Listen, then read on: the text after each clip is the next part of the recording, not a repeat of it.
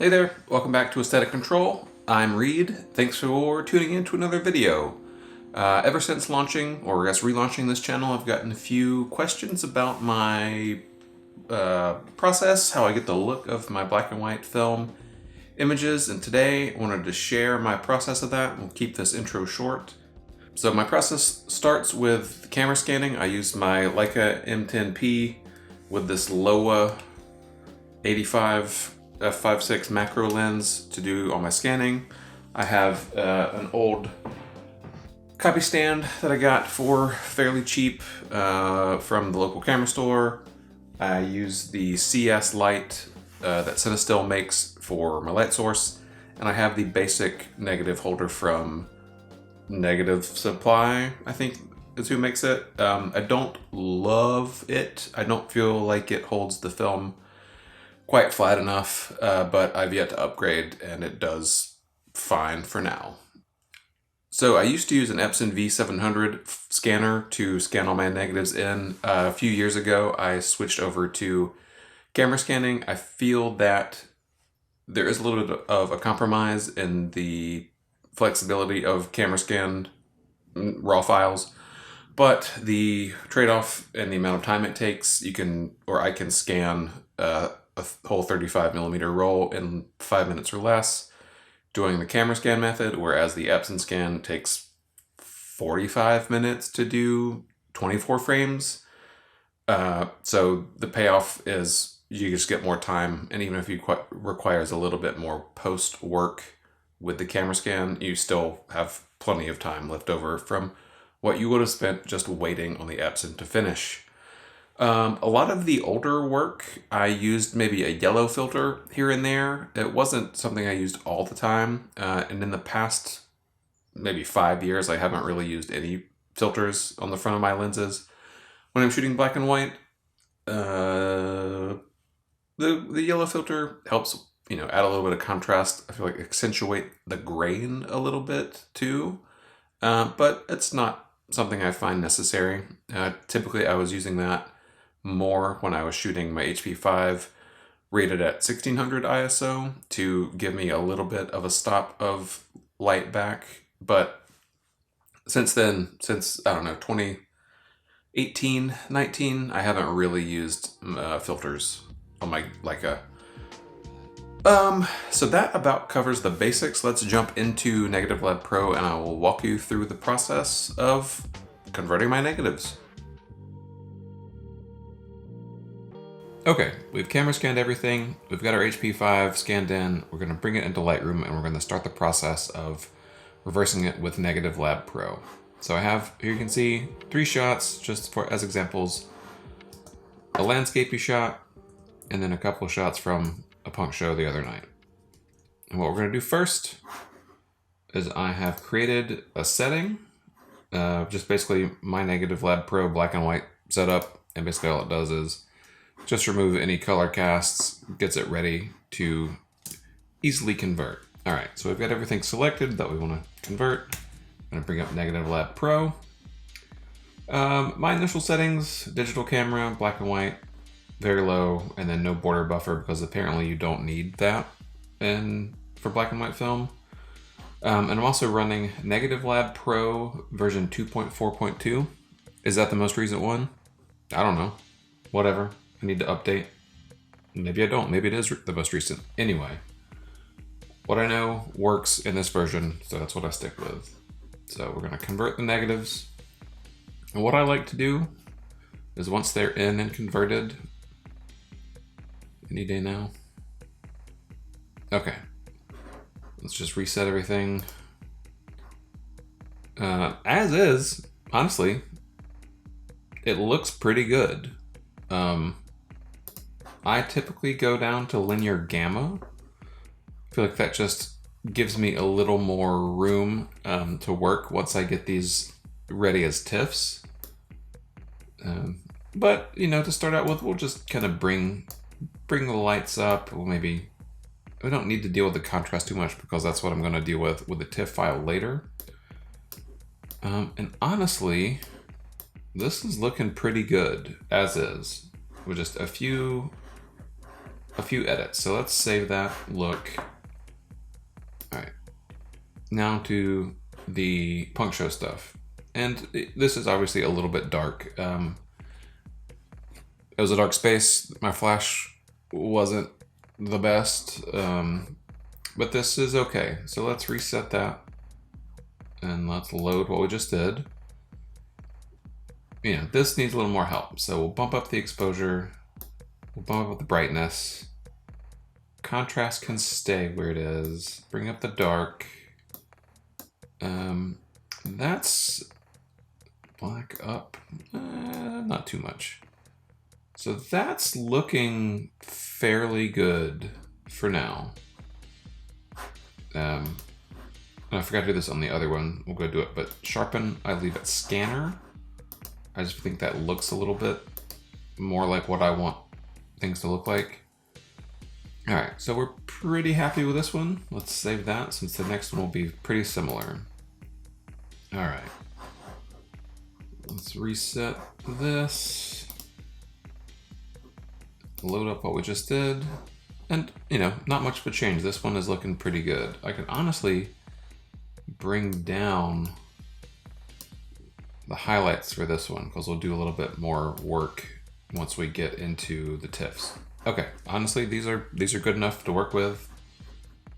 So let's apply. So we've got our initial conversions, and what we're gonna do now is we're gonna export these as TIFFs. I already made some, so let's start these at like 10. I don't know how many are in there. So I go with TIFF. For my sizing, I do 6,000 pixels on the long edge at 300 DPI, just for ease of printing later.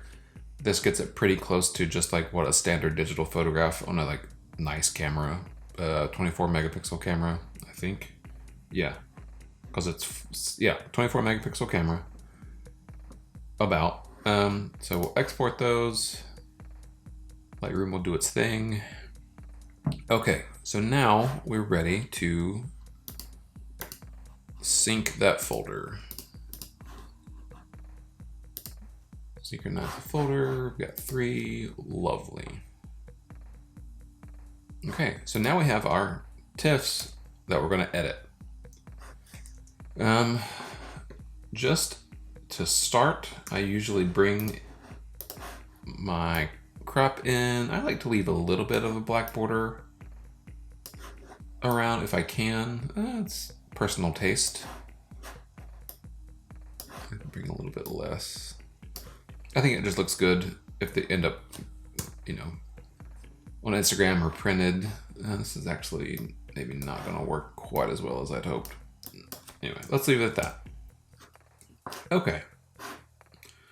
So from here, a lot of the work initially starts up here in the histogram for me. A lot of the questions I got were like, why, like, how did I get the contrast look or the black look in my photos? And honestly, most of it is done sort of right in here. What I like to do is have a little bit of clipping on either end of the histogram, both in the highlights and in the darks. I feel like that just looks more like what you would have on a photo, like an optical print, where you want, you know, as dark and black as you can get while still retaining a little bit of the paper white highlight.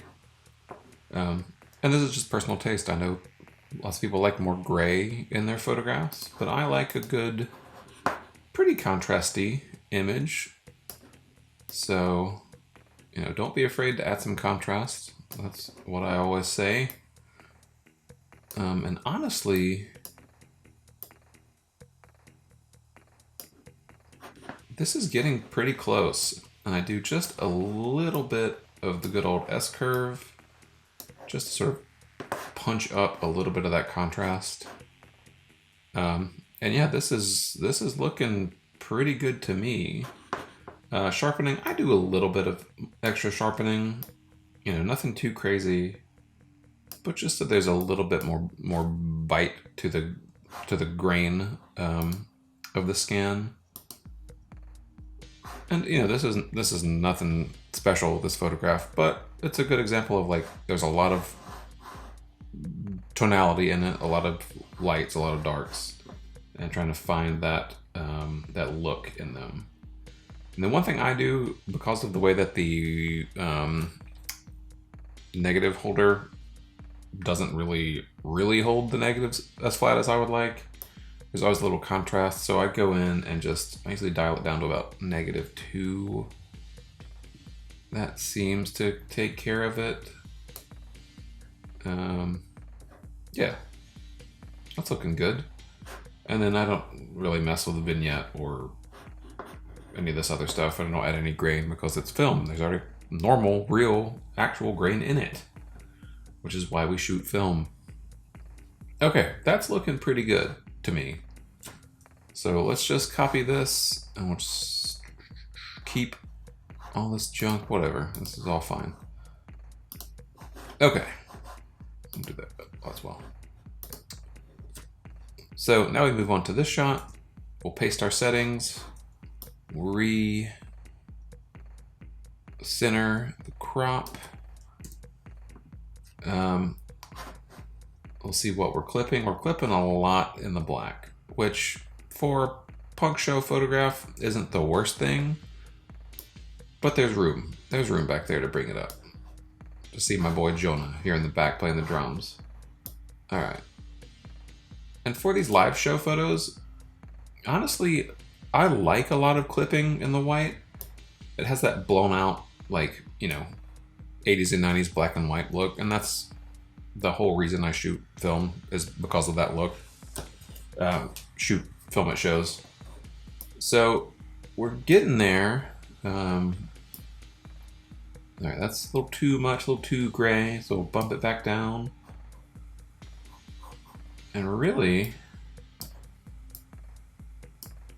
that's looking pretty good. That's about what I look for in a show photo. You know, you got a little bit of the whites clipped, a little bit, or maybe a lot of the black clipped, but it's looking good. It's looking gritty. It's looking contrasty, and that's the look I'm going for. So we'll copy that and we'll move on to this last one. Recenter the crop. And this one, you know, this guy in the front is much more blown out than I would like. So what we'll do is we'll just bring down the highlights, but not too far. Maybe drop the black or the shadows down a little bit. So we got some room to go up on those. Pull that up a little bit.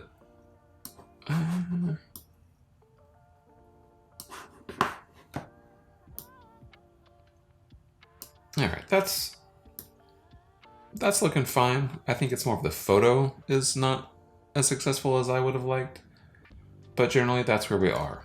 All right. So let's jump back to this one. I'll close it out in the wide shot, but this is generally my process for photographing, for scanning in black and white photos into Lightroom using Negative Lab Pro to edit them and get the look that I like and the look that I pretty much apply across the board to most of my work, and really all of my 35mm work in the past couple years.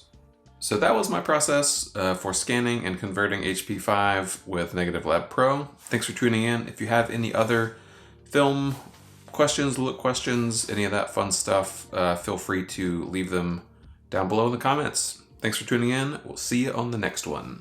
Bye.